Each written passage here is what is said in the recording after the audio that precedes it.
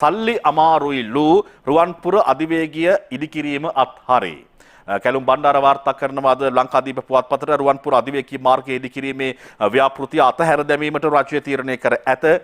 මූල්‍ය අසිරුතාවන් නිසා එම ව්‍යාපෘතිය අත්හිටුවීමට තීරණය කළ බව ප්‍රවාහන නියෝජ්‍ය අමාත්‍ය වෛද්‍ය ප්‍රසන්න ගුණසේන මහතා පවසනවා. රුවන්පුර අධිවේගී මාර්ගය වෙනුවට යටත් විජිත යුගයේදී තිබූ දුම්රිය මාර්ගය රත්නපුර දක්වා ඉදිකිරීමට අපේක්ෂා කරන බවද ප්‍රවාහන අමාත්‍යාංශයේ ජ්‍යෙෂ්ඨ නිලධාරියෙක් පැවසුවා කියලා වාර්තා කරනවා. යන අවිස්සාවේදී සිට රත්නපුර නගරය දක්වා දුම්රිය මාර්ගය ඉදිරියේදී ඉදිකිරීමට නියමිතයි.